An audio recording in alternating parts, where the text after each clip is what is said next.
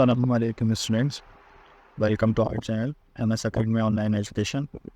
So students, आज की video जो है वो होगी क्लास 11 का चैप्टर नंबर 1 जो हमने स्टार्ट किया था उसका लेक्चर नंबर 3 होगा और लेक्चर नंबर 3 का पार्ट 1 होगा, जिसमें हम स्टार्ट करेंगे जो सबसे पहली फंडामेंटल टाइप ऑफ बायोमॉलिक्यूल है कार्बोहाइड्रेट के बारे में। कार्बोहाइड्रेट के बारे में बात की जाए, सबसे पहले हम वर्ड कार्बोहाइड्रेट को समझने के लिए हमें ये समझना पड़ेगा कि वर्ड कार्बोहाइड्रेट के अंदर दो वर्ड्स हैं, कार्बो और एक हाइड्रेट। कार्बो जो वर्ड है उसके मीनिंग क्या है, कार्बन, और हाइड्रेट की मीनिंग क्या है, यानी कि हाइड्रेटेड कार्बनिक एसिड। उसके बाद इंट्रोडक्शन की बात की जाए, कार्बोहाइड्रेट का जनरल फार्मूला क्या होता है, CnH2nOn, जिसके अंदर n जो आ रहा है हमारा वो क्या होता है, होल नंबर, यानी कि उसकी जगह पे कोई भी होल नंबर डाल सकते हैं, 2 करके या 3 करके कुछ भी होल नंबर आप इसमें पुट कर सकते हैं। उसके बाद IUPAC सिस्टम के अकॉर्डिंग अगर डेफिनेशन देखी जाए कार्बोहाइड्रेट की, तो वो क्या होती है, पॉलीहाइड्रोक्सी कार्बोनिल कंपाउंड्स, यानी कि ऑर्गेनिक केमिस्ट्री के हिसाब से है ये डेफिनेशन कि पॉलीहाइड्रोक्सी मतलब हाइड्रोक्सिल ग्रुप बहुत सारे होते हैं इसमें, और कार्बोनिल कंपाउंड्स होते हैं। कार्बोनिल कंपाउंड्स क्या, कार्बोनिल कंपाउंड्स बहुत सारे होते हैं असल में ऑर्गेनिक केमिस्ट्री के अंदर, लेकिन इनके अंदर जो कार्बोनिल कंपाउंड्स होते हैं वो खाली 2 होते हैं, एक एल्डिहाइड और एक कीटोन। तो ये क्या थी, ये डेफिनेशन थी according to IUPAC system carbohydrate. उसके बाद कार्बोहाइड्रेट जो है वो क्या होता है, प्राइमरी प्रोडक्ट होता है किसका, प्लांट्स का। जैसे प्लांट जो है इसको प्रोड्यूस करते हैं अपने कौन से प्रोसेस के ज़रिए, फोटोसिंथेसिस के ज़रिए। उसके बाद इसकी टेस्ट की बात की जाए तो ये क्या होता है, स्वीट इन टेस्ट होता है कार्बोहाइड्रेट, तो इसी वजह से इनको क्या कहा जाता है, सैक्रम का नाम दिया जाता है, या फिर इन्हें सैकराइड कहा जाता है। उसके बाद इनको एक और नाम भी दिया जाता है, इनको शुगर्स भी कहा जाता है। ये जो है क्या करते हैं, दोनों तरह के रोल प्ले करते हैं ये, structural as well as functional. और उसके बाद क्लासिफिकेशन की बात की जाए कार्बोहाइड्रेट की, तो 3 टाइप्स के कार्बोहाइड्रेट होते हैं, मोनोसैकराइड, डाइसैकराइड और मोनोसैकराइड, ऑलिगोसैकराइड और पॉलीसैकराइड। तो आज के टॉपिक में जो है हम नंबर 1 क्लास जो है कार्बोहाइड्रेट की मोनोसैकराइड, उसके बारे में डिस्कस करेंगे। मोनोसैकराइड में जो वर्ड मोनो है उसके मीन्स क्या होते हैं, वन, और सैकराइड के मीनिंग ऊपर बता दिए गए हैं क्या होते हैं, शुगर, यानी कि एक शुगर का मॉलिक्यूल जो होगा जिस कार्बोहाइड्रेट में, उनको हम क्या कहेंगे, मोनोसैकराइड्स। उसके बाद इंट्रोडक्शन में भी आप देख लें लिखा हुआ है कि खाली एक ही शुगर का मॉलिक्यूल इसमें प्रेजेंट होता है मोनोसैकराइड्स में, और ये जो है हाइड्रोलाइज नहीं किए जाते अबव रीज़न की वजह से। यानी कि अबव रीज़न क्या आता है कि एक ही शुगर का मॉलिक्यूल है तो फर्दर इनको हाइड्रोलिसिस करके इनको तोड़ा नहीं जा सकता। उसके बाद एम्पिरिकल फार्मूले की बात की जाए तो इनका एम्पिरिकल फार्मूला क्या होता है, CnH2n सिमिलर टू कार्बोहाइड्रेट।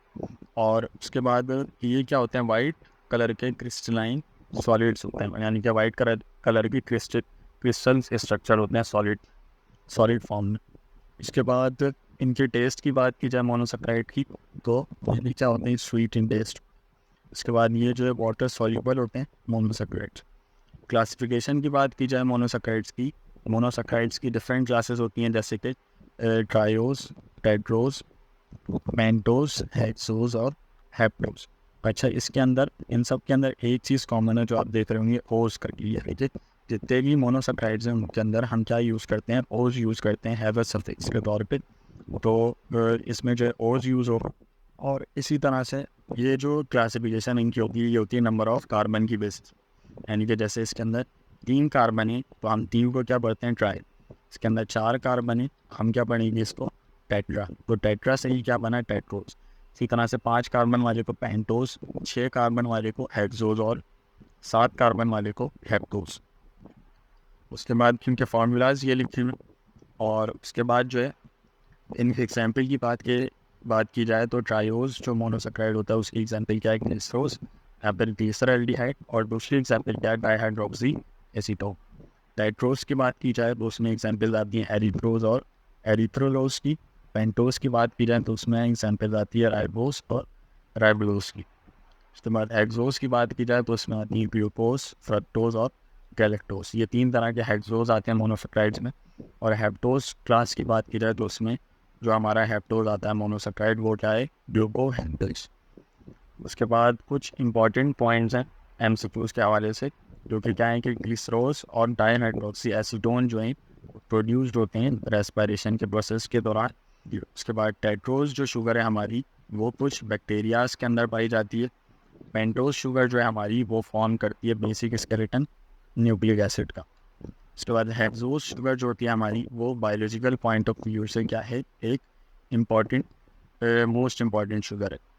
उसके बाद ग्लूकोज की बात की जाए तो ग्लूकोज जो है राइस फ्रूट, स्वीट कॉर्न और हनी के अंदर पाया जाता है, और उसके साथ साथ ये पॉलीसेक्राइड यानी कि जो थर्ड क्लास जो होती है कार्बोहाइड्रेट की उसके अंदर भी पाया जाता है ये ग्लूकोज, और ये कंबाइंड फॉर्म में पाया जाता है। फ्रक्टोज की बात की जाए तो फ्रक्टोज जो है हमारी हेक्सोज शुगर वो फ्रूट के अंदर प्रेजेंट होती है, तो इसी को एक क्या नाम दिया जाता है, फ्रूट शुगर का नाम दिया जाता है। उसके बाद कुछ इंपॉर्टेंट स्ट्रक्चर्स हैं जो कि आपकी बुक में दिए गए हैं, जैसे कि राइबोस 5 कार्बन शुगर, इसमें कितने कार्बन हैं, 5 कार्बन होते हैं, 1 2 3 4 5, ये 5 कार्बन होते हैं इसमें। और ये एक क्या है, इसमें कार्बोनिल कंपाउंड जो है हमारा कौन सा यूज हो रहा है, एल्डिहाइड, ये होता है हमारा एल्डिहाइड का फंक्शनल ग्रुप CH। इसी तरह से ग्लूकोज हमारी 6 कार्बन शुगर है, इसमें भी एल्डिहाइड ग्रुप ऊपर लगा हुआ है। ये ग्लूकोज की 2 फॉर्म होती हैं, एक चेन फॉर्म और एक रिंग फॉर्म स्ट्रक्चर होता है। उसके बाद हम जो है हेक्सोस को जो है फर्दर आगे डिवाइड करते हैं एल्डो हेक्सोस आइसोमर्स के अंदर। आइसोमर्स आपको पता है क्या, आइसोमर्स क्या होते हैं जिनका स्ट्रक्चर डिफरेंट होता है लेकिन मॉलिक्यूलर फार्मूला सेम होता है। तो इस स्ट्रक्चर की बेसिस पे हेक्सोस को हम फर्दर डिवाइड करते हैं, और वो क्या होते हैं, डिवीजन इनकी एल्डो हेक्सोस आइसोमर्स कहलाती है। जैसे कि ग्लूकोज, गैलेक्टोज और मैनोज जो है वो आपस में आइसोमर्स हैं, और जैसे कि कीटो हेक्सोस आइसोमर्स जो हैं वो क्या होते हैं, फ्रक्टोज, सॉर्बोज और साइक्लोज। इसके अंदर स्ट्रक्चर्स जो दिए गए हैं वो ग्लूकोज, मैनोज और किसके दिए गए हैं, गैलेक्टोज के। इनमें डिफरेंस देखते हैं कि इनका स्ट्रक्चर डिफरेंस क्या होता है कि ग्लूकोज के अंदर जो थर्ड कार्बन होता है उसका हाइड्रोक्सिल ग्रुप जो है वो कौन सी साइड पर होता है, लेफ्ट साइड पर होता है। इसके बाद मैनोज के अंदर देखा जाए तो उसके अंदर थर्ड कार्बन और as well as second carbon के हाइड्रोक्सिल ग्रुप जो होते हैं वो लेफ्ट साइड पर होते हैं। जबकि गैलेक्टोज में क्या डिफरेंस होता है कि थर्ड कार्बन और फोर्थ कार्बन के हाइड्रोक्सिल ग्रुप जो हैं इसके वो लेफ्ट साइड पर हो।